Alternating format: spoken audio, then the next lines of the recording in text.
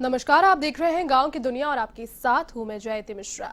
इस बुलेटिन में हम आपको दिखाएंगे गांव और कस्बों की हर वो छोटी बड़ी खबर जिसका सरोकार है आपसे। तो आइए शुरू करते हैं गांव की दुनिया का आज का सफर।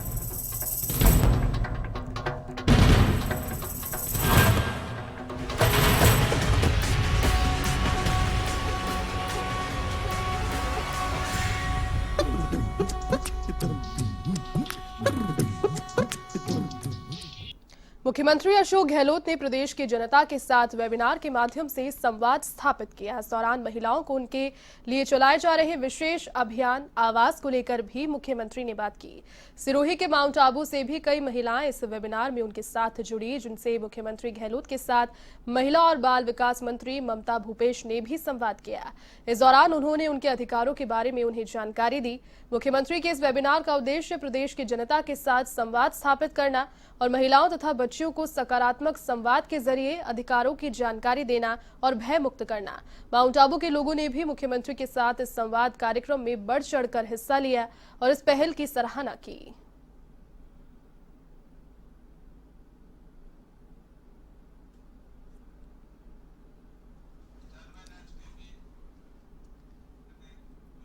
अलवर के रामगढ़ में कोरोना संक्रमण को लेकर विधायक साफिया जुबैर गंभीर नजर आ रही है। इसी के चलते विधायक साफिया जुबैर की ओर से ब्लॉक स्तरीय स्वास्थ्य कर्मियों के लिए बीसीएमएचओ को 10,000 मास्क, सैनिटाइजर और पीपी किट सौंपे गए।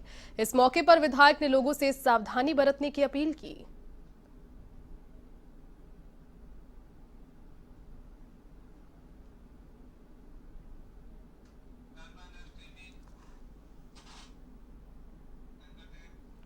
अखिल भारतीय कांग्रेस कमेटी के राष्ट्रीय महासचिव भंवर जितेंद्र सिंह और श्रम मंत्री टीकाराम जूली ने सोमवार को अलवर में विभिन्न कार्यक्रमों में भाग लिया। उन्होंने अलवर ग्रामीण विधानसभा क्षेत्र के नांदन हेड़ी गांव में 44 लाख की लागत से बनने वाले भारत निर्माण राजीव गांधी सेवा केंद्र का शिलान्यास किया। इस अवसर पर जितेंद्र सिंह और टीकाराम जूली का ग्रामीणों और समर्थकों की ओर से माला और साफा पहनाकर स्वागत किया गया। कार्यक्रम में नगर परिषद सभापति बीना गुप्ता सहित कई ग्राम पंचायतों के सरपंच उपस्थित रहे।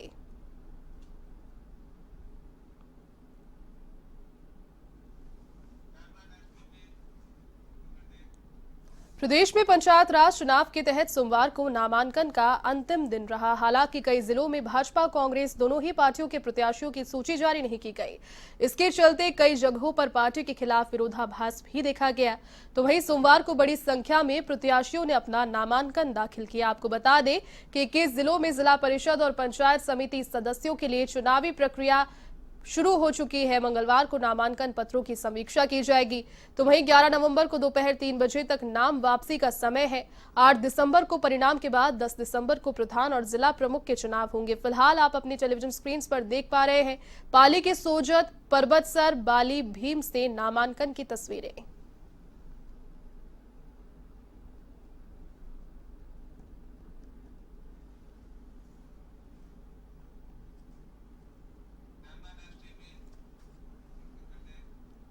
नागौर के डेगाना में भी प्रधान और जिला परिषद चुनाव की हलचल तेज हो गई है। इसी के तहत पूर्व विधायक रिछपाल सिंह मीरधा ने कार्यकर्ताओं की चुनावी बैठक ली, जिसमें उम्मीदवारों के नाम पर चर्चा हुई। इस दौरान रिछपाल सिंह मीरधा ने बताया कि कांग्रेस पार्टी आम सहमति से ही उम्मीदवारों का चयन करेगी।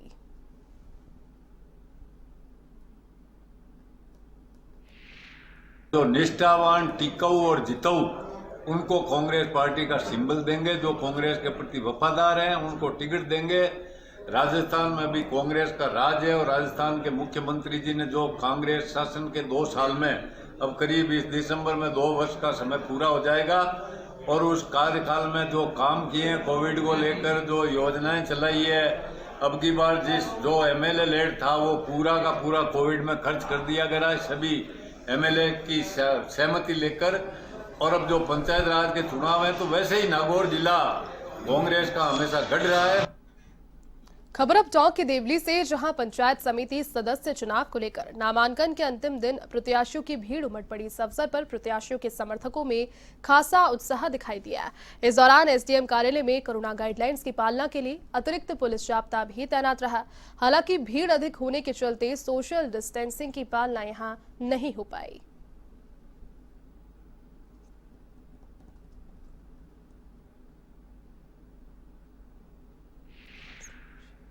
पंचायत समिति देवली के पंचायत समिति सदस्यों के चुनाव हेतु पूर्ण समय सीमा समाप्त होने तक 94 नामांकन प्राप्त हुए हैं और नामांकन भरने की प्रक्रिया के दौरान सुरक्षा के पूरे इंतजाम किए गए। कोविड-19 के मद्देनज़र भी हर सदस्य और प्रस्तावक को मास्क पहनने और सैनिटाइजर का उपयोग करने के लिए कहा गया और मेन गेट बंद करके वहाँ से व्हीकल्स की एंट्री बंद की गई, जिससे कि व्यवधान पैदा न हो।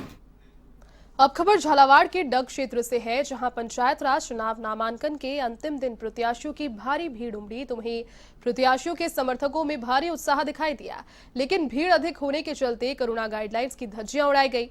इस अवसर पर कई महिलाओं ने घूंघट में अपना नामांकन दाखिल करने वो पहुंची। इस दौरान निर्वाचन अधिकारी जनक सिंह, डीवाईएसपी ब्रजमोहन मीना सहित कई प्रशासनिक अधिकारी उपस्थित रहे।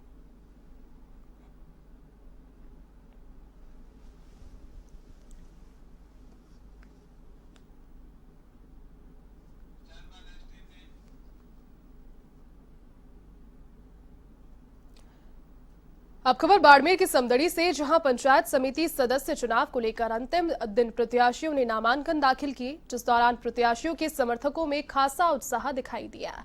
आपको बता दें कि कांग्रेस और बीजेपी पार्टी की ओर से अंतिम समय में प्रत्याशी घोषित किए गए, जिस पर कई कार्यकर्ताओं ने टिकट वितरण में पक्षपात का आरोप लगाया।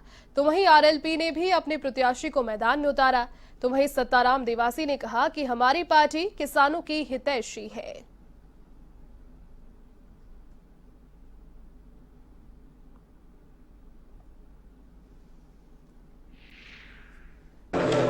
राज्य निर्वाचन आयोग के निर्देशानुसार आज 9 तारीख को 3 बजे नामांकन भरने का जो कार्य शांतिपूर्ण तरीके से संपन्न हो गया है। कल जो है भरे गए फॉर्मों की समीक्षा की जाएगी और परसों 11 तारीख को 3 बजे तक नाम वापसी का अंतिम समय है। इसके पश्चात सिंबल जारी कर कैंडिडेट की फाइनल लिस्ट जारी कर दी जाएगी। अब खबर बाड़मेर के चौहटन क्षेत्र से, जहां पंचायत समिति सदस्य के लिए नामांकन प्रक्रिया के अंतिम दिन प्रत्याशियों की भीड़ उमड़ी। प्रत्याशियों के साथ आए समर्थकों में भारी जोश देखा गया। आपको बता दें कि भाजपा, कांग्रेस, आरएलपी के प्रत्याशियों ने एसडीएम भवानी सिंह के समक्ष अपना नामांकन पेश कर दावेदारी जाहिर की, जिस अवसर पर कोरोना गाइडलाइंस का पालन भी किया गया।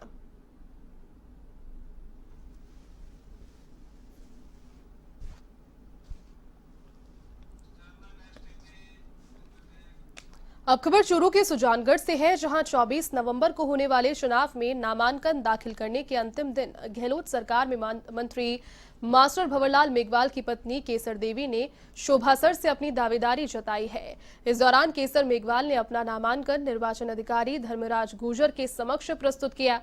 आपको बता दें कि कांग्रेस की ओर से सुजानगढ़ पंचायत समिति के प्रधान के रूप में केसर देवी की दावेदारी को मजबूती से देखा जा रहा है।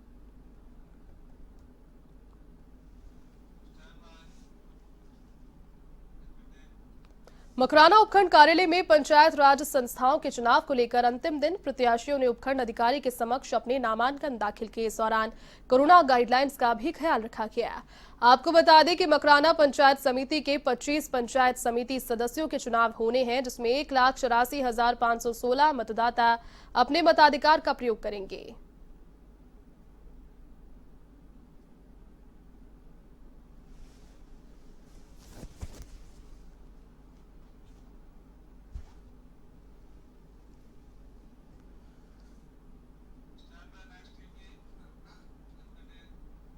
अब खबर झालावाड़ के पिड़ावा से, जहां पंचायत राज चुनाव नामांकन के अंतिम दिन प्रत्याशियों की भारी भीड़ उमड़ी। प्रत्याशियों के समर्थकों में खासा उत्साह देखा गया। आपको बता दें कि सुनेल में पंचायत समिति सदस्य की 21 सीटों के लिए 101 प्रत्याशियों ने नामांकन पत्र दाखिल किए। तो वहीं भीड़ अधिक होने के चलते सोशल डिस्टेंसिंग की जमकर धज्जियां उड़ती नजर आई।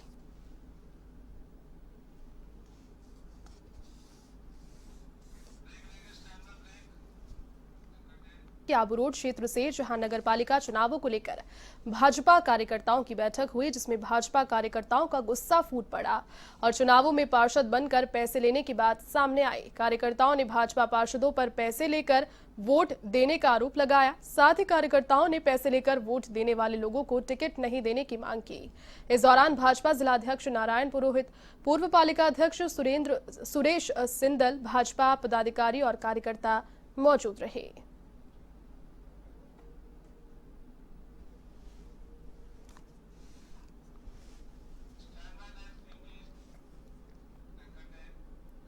चौक के निवाई में दत्तवास को उप तहसील का दर्जा तो मिल गया, लेकिन सुविधाओं के नाम पर यहां आज भी कुछ नहीं है। पिछले 4 साल से प्राथमिक स्वास्थ्य केंद्र में कई पद रिक्त पड़े हैं, जिसके कारण ग्रामीणों को चिकित्सकीय सुविधाओं से महरूम रहना पड़ता है। ग्रामीणों का कहना है कि राज्य सरकार से उम्मीद थी कि दत्तवास प्राथमिक स्वास्थ्य केंद्र पर रिक्त पड़े चिकित्सकों सहित अन्य पदों को भरा जाएगा, लेकिन लोगों की ये उम्मीद पूरी नहीं हो पाई। स्थानीय विधायक और जनप्रतिनिधि पर समस्याओं पर कोई ध्यान नहीं दे रहे। अभी दत्तवास मेन पीएससी की जनसंख्या है 8,047 और इसके अंतर्गत 4 सब सेंटर आते हैं, जिसमें खुद एक दत्तवास है, साथ में हिंगोनिया, जगसरा, अरनिया, जिनकी क्रमशः जो जनसंख्या है वो 2,812, 2,040 और 4,097 है। और अभी फिलहाल यहाँ पर जो पद पर कार्यरत हैं उसमें मैं खुद हूँ चिकित्सा अधिकारी प्रभारी के रूप में। हमारे यहाँ पर एक मेल नर्स है जो परमानेंट है और 2 संविदा कर्मी हैं जो मेल नर्स के रूप में काम कर रहे हैं, और एक है हमारे यहाँ अकाउंटेंट है और एक डाटा एंट्री ऑपरेटर है। बाकी यहाँ पर और सभी पद खाली हैं। यहाँ पर एक भी महिला पद नहीं है। तो प्रसाविका का पद खाली है, एएनएम का खाली है, जीएनएम का, मेल नर्स प्रथम का पद खाली है, फार्मासिस्ट का खाली है, एलएचयू का खाली है, पीएचएस का खाली है, स्वीपर का खाली है, और आयुष डॉक्टर और आयुष कंपाउंडर का पद भी खाली है, और ऐसे ही वार्ड बॉय का भी खाली है। और ऐसे ही जितने भी सब सेंटर है, 4 में से केवल एक सब सेंटर है जगसरा जिसका भरा हुआ है, बाकी सबके खाली है। हॉस्पिटल को लेकर हमको परेशानी विगत करीबन 4 साल से आज चली आ रही है, और जो हमारे पद हैं यहाँ पे 13 पद तो हमारे कंप्लीट है, जिनमें से 11 पद रिक्त चल रहे हैं। अभी विधायक साहब को भी कई बार इस मामले में हमारे ग्रामीण वासियों ने अवगत कराया, उसके बावजूद भी आज तक कोई ही कर्मचारी यहाँ पे व्यवस्था नहीं हुई। जो डिलीवरी का टाइम आता है, जो एनएम होनी चाहिए, जीएनएम होनी चाहिए, वो टीकाकरण के लिए हमारे यहाँ पे उपलब्ध नहीं है। कलेक्टर साहब को भी जो चौपाल कार्यक्रम था, मैंने अवगत कराया था कलेक्टर साहब को कि हमारे यहाँ पे एनएम की व्यवस्था नहीं है। उसके बावजूद कलेक्टर साहब ने कहा कि पूरे रास्ता अपने टोंक जिले में एनएम नहीं है। तो इस सरकार की ऐसी व्यवस्थाएं चल रही है तो जनता का तो हाल बेकार रहेगा ही। और इस हॉस्पिटल की तो ये दुर्दशा है कि यहाँ पे सिर्फ कंपाउंडर, एक डॉक्टर और एक आदमी, बस 3 यहाँ पे कंप्लीट यहाँ रहते हैं। इसके अलावा कोई व्यवस्था नहीं है। जालौर के अहौर थाना क्षेत्र में मां की ममता को शर्मसार करने वाली घटना सामने आई। हरियाली गांव के सरहद पर जवाई नहर में एक नवजात शिशु का शव मिलने से सनसनी फैल गई।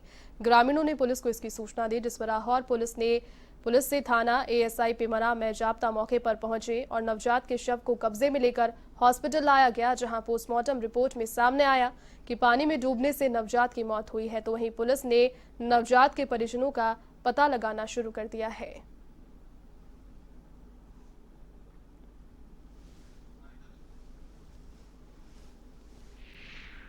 अम्मा से बच्चे का शव लेके आए, तो उनके कहे अनुसार ये बच्चा हरियाली सरहद की नहर के पानी में मिला था, जिसको यहाँ और सीएससी हॉस्पिटल की मोर्चरी में लाए, जहाँ हमने उसका पोस्टमार्टम किया तो उसमें मरने का कारण उसके पानी में डूबने की वजह से दम घुटा और उससे उसकी मृत्यु होना पाया।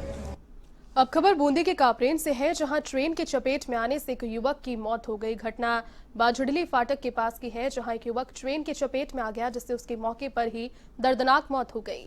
सूचना के बाद पुलिस मौके पर पहुंची और शव को मोर्चरी में रखवाया। फिलहाल शव की शिनाख्त नहीं हो पाई है। पुलिस और मामले की जांच में जुट गई है।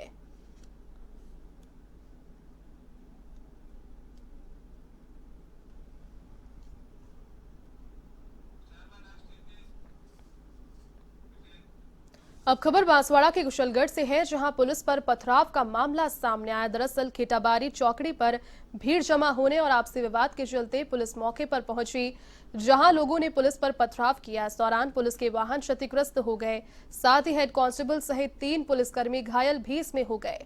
इस घटना के बाद पुलिस ने 25 लोगों के खिलाफ राजकार्य में बाधा डालने और हमला करने का मामला दर्ज किया। थानाधिकारी प्रदीप कुमार ने बताया कि लड़की भगाने के मामले को लेकर 2 पक्षों में विवाद हो गया।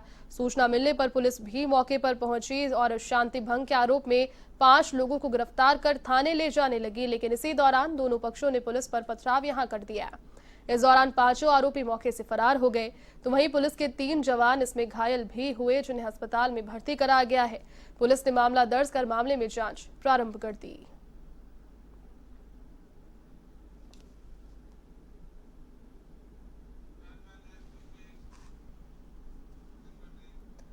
भीलवाड़ा की सवाईपुर पुलिस ने सराफा व्यापारी से हुई लूट का खुलासा कर दिया। पुलिस ने लूट के माल को भी साथ में बरामद किया है। साथ ही 3 आरोपियों को पुलिस ने गिरफ्तार किया है, जिनसे पूछताछ जारी है, जिसमें कई और वारदातों का खुलासा होने की संभावना है। पुलिस ने बताया कि रविवार को सराफा व्यापारी ओम प्रकाश सोनी से बाइक सवार 4 बदमाशों ने पहले लूटपाट की और 15 लाख रुपए सोने चांदी के जेवरात लेकर फरार वो हो गए। इस मामले में पुलिस ने तुरंत कार्रवाई करते हुए 3 आरोपियों को गिरफ्तार किया। फिलहाल फरार आरोपी की तलाश जारी है।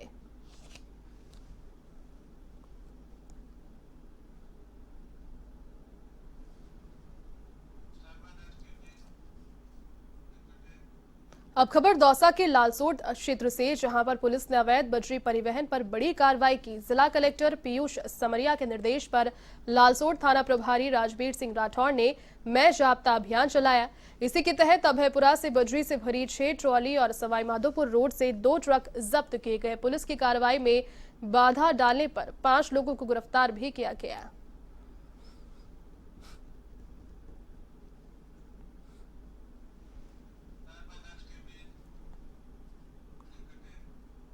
श्रीगंगानगर के अनूपगढ़ में नगरपालिका प्रशासन कोरोना को लेकर बेहद गंभीर दिखाई दे रहा है। नगरपालिका ने जागरूकता अभियान चलाया है, जिसके जरिए राहगीरों को और घर घर भी मास्क बांटे जा रहे हैं। सरकारी कार्यालय में और घरों में नो मास्क नो एंट्री के स्टिकर लगाए गए। नुक्कड़ नाटक के माध्यम से भी लोगों को जागरूक किया जा रहा है। सभी कार्यालयों में रंगोली से नो मास्क नो एंट्री का संदेश दिया जा रहा है।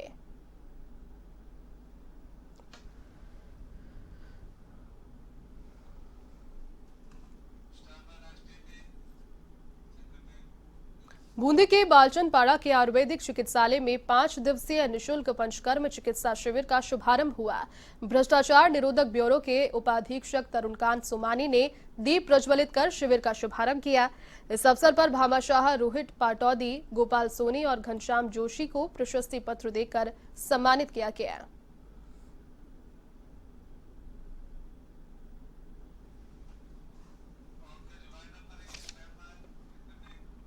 चलिए, गांव की दुनिया के आज के सफर में फिलहाल के लिए बस इतना ही। देश और दुनिया की तमाम बड़ी खबरों को देखने के लिए आप देखते रहिए A1 टीवी। नमस्कार।